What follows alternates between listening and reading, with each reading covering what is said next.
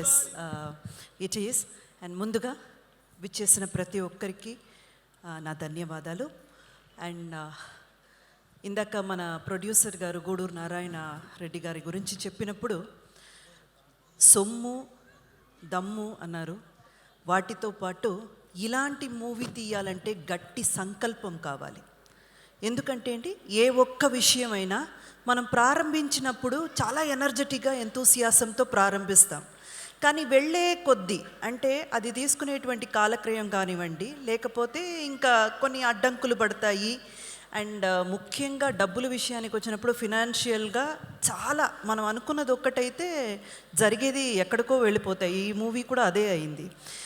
16 కోట్లు ఏదో అనుకున్నారు సార్, ఇప్పటికీ 51 కోట్లు వచ్చి నిలబడింది. అది ఎలా భరించారో తెలియదు, కానీ ఆ గట్టి సంకల్పం అయితే మాత్రం, అంటే ఈ మూవీని తీసుకురావాలి, మరుగుపడిన చరిత్రని బయటకి తీసుకురావాలి, అన్టోల్డ్ అండ్ ఆ ట్రూ స్టోరీని అందరు ముందు పెట్టాలి అన్న సంకల్పం మాత్రం ఎక్కడ నీరు కారిపోకుండా, sir hats off to you. ముందుగా గూడూరు నారాయణ రెడ్డి గారికి చాలా చాలా గట్టిగా మనం అందరం కూడా చప్పట్లతో ఒక్కసారి హ్యాట్స్ ఆఫ్ చెప్పుకోవాలి. అండ్ అలాగేనండి యాటా సత్యనారాయణ గారు, మా డైరెక్టర్ గారు గురించి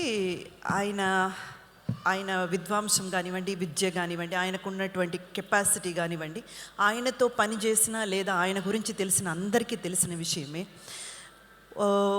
ఆయన డెబ్యూ డైరెక్టర్ అన్న పేరు చెప్తే నాకు అసలు అది చెప్పాలని అనిపించలేదు, చెప్పడానికి చాలా సిగ్గుగా అనిపించింది. ఎందుకంటే ఒక 10-20 ఏళ్ళు ఈ ఇండస్ట్రీలో చాలా మూవీస్ తీసి మంచి ఎక్స్పీరియన్స్ ఉన్న ఒక డైరెక్టర్కి ఎంతైతే పొటెన్షియల్ అండ్ క్యాపబిలిటీ ఉంటుందో మా సత్యనారాయణ గారు ఏమాత్రం దానికి తక్కువ కాదు. అంత కెపాసిటీ ఉన్న వ్యక్తి. అంటే మామూలుగా చెప్తాం కదండి, ఒక విత్తనం వేయగానే ఏదో ఒక వారం లేదా ఒక నెలలోపు ఏదో అక్కడ మొలుస్తుంది. ఒక విత్తు వేయగానే ఏదో ఒకటి మొలుస్తుంది. కానీ వెదురు మాత్రం ఏమి బయట కనపడదండి, అది లోపల పెరుగుతుంది. సడన్గా ఒక 5 ఏళ్ళ తర్వాత లేదా ఒక 6-7 ఏళ్ళ తర్వాత జొంగమని పైకి వస్తుంది. మా సత్యనారాయణ గారు ఆ టైప్. అంతే సార్, ఒక్క మూవీ మిమ్మల్ని మీరు నిరూపించుకోవడానికి లేదా మీరెవరో ఈ ఇండస్ట్రీ తెలుసుకోవడానికి ఈ ఒక్క మూవీ సాటి. ఇంకా మీరు ఎంతో మీ కెపాసిటీకి మీరు ఎంతో ఎదగాలని మనస్ఫూర్తిగా కోరుకుంటున్నాను. ఇకపోతే మనకు చీఫ్ గెస్ట్గా విచ్చేసినటువంటి మాధవీలత గారికి, అలాగే వెంకటరమణ రెడ్డి గారికి, రాకేష్ రెడ్డి గారికి అందరికీ కూడా సాగనం పలుకుతూ, చాకలి ఐలమ్మ ఇంతకంటే అదృష్టం ఏముంటుంది చెప్పండి. ఆవిడ ఇక్కడ తెలంగాణ గడ్డ మీద కొన్ని ప్రాంతాల్లో కొన్ని ఇళ్ళల్లో పూజ చేస్తారు, ఆవిడ్ని పూజిస్తారు. అటువంటి ఒక మహిళామూర్తి. అండ్ ఆవిడ్ని ఒక వీరనారిగా, వీర మహిళగా చాలా గర్వంగా ప్రతి ఒక్కరూ కూడా గుండెల్లో పెట్టుకొని చూసుకుంటారు. అలాంటి ఒక క్యారెక్టర్ నాకు డైరెక్టర్ గారికి ఇవ్వాలని అనిపించడం, దానికి ప్రొడ్యూసర్ గారు యాక్సెప్ట్ చేయడం, ఎప్పటికీ మీకు రుణపడి ఉంటానండి. చాకలి ఐలమ్మ ఆ క్యారెక్టర్ నా కెరియర్లో it's a mile stone and ఎప్పటికీ కూడా గుర్తుండిపోయే ఒక క్యారెక్టర్గా నిలబడిపోతుంది. నేను కూడా నా వంతైన ప్రయత్నం చేశాను. అంటే డైరెక్టర్ ఎక్స్పెక్ట్ చేసిన దానికి 100కి 100% ఇవ్వాలని. రేపు ప్రేక్షకులు థియేటర్కి వెళ్ళి చూసి ఆ క్యారెక్టర్ని అభినందిస్తే, ఆ క్యారెక్టర్ని యాక్సెప్ట్ చేస్తే ఖచ్చితంగా నేను సక్సెస్ అయినట్టు. అంతేకాదు, ఈ పర్టికులర్ క్యారెక్టర్ చేయడానికి కొన్ని హోంవర్క్స్ అయితే చేశాను. ఆ తర్వాత గెటప్స్ అవి ఇవి అన్నీ కూడా చేశాము. కానీ అంతకన్నా మించి ఒక విషయం ఏంటంటే, ఈ క్యారెక్టర్ చేసిన తర్వాత నాలో కూడా ఎక్కడో తెలియని ఒక చిన్న విషయం, చిన్న చేంజెస్ అయితే జరిగాయి.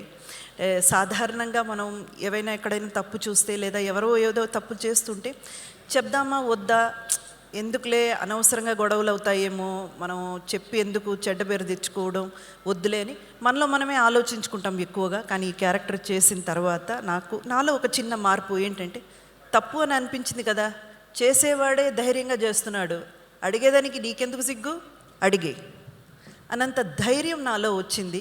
మేబీ ఈ క్యారెక్టర్ వల్ల అయ్యి ఉండొచ్చు ఆ ప్రభావం. సో ఇంతకంటే మూవీ గురించి చాలామంది మాట్లాడారు. మార్చ్ 15న రిలీజ్ అవుతుంది, మీరందరూ తప్పకుండా చూడాలి. అండ్ మళ్ళీ ఒక్కసారి ప్రతి ఇంటర్వ్యూలో నేను చెప్పిన విషయమే మళ్ళీ ఒక్కసారి మీ అందరికీ గుర్తు చేయాలని అనుకుంటున్నాను. ఇది యాంటీ ముస్లిం మూవీ కాదండి, ముందు అది అందరూ తెలుసుకోవాలి. ఇది యాంటీ ముస్లిం మూవీ కాదు, ఇస్లాత్కి ఆపోజిట్ అయిన మూవీ అస్సలు కానే కాదు. ఎందుకంటే మా డైరెక్టర్ గారు కూడా చాలా నిజాయితీపరుడండి. ఆయన అసలు మూవీ తీసినప్పుడు ఎక్కడ కూడా ఆ నిజాన్ని దాచలేదు. ప్రతి ఇంటర్వ్యూలో ఆయన కూడా చెప్పుకుంటూనే వచ్చారు. 7 నవాబులు మన తెలంగాణ గడ్డ చూసుంటట్టయితే 6th నవాబు మెహబూబ్ అలీ ఖాన్ గారు ఆ ప్రాంతీయ జనాలకి, అంటే మన తెలంగాణ జనాలకి దేవుడి లెక్క. ఆ విషయం కూడా ఆయన చెప్పారు. ఆ తర్వాత వచ్చిన మీర్ ఉస్మాన్ అలీ ఖాన్, ఆయన వచ్చినప్పుడే అన్నీ మారిపోయాయి. ఆ విషయాలన్నీ మీరు మూవీలో చూస్తారు. సో నిజాలు ఏంటి, అప్పట్లో ఏం జరిగింది, హిస్టరీ రజాకర్లు పీరియడ్లో ఏం జరిగింది అన్నది చూపించే ప్రయత్నమే తప్ప ఇది ఏ మతానికి వ్యతిరేకంగానో లేదు ఎవరికి వ్యతిరేకంగానో ఎవరిని కించపరచాలనో బాధ పెట్టాలనో తీసిన మూవీ అయితే కాదు. సో తప్పకుండా అందరూ కూడా వచ్చి మార్చ్ 15న రజాకర్ మూవీని థియేటర్లో చూడాలని వేడుకుంటున్నాను. Thank you so much.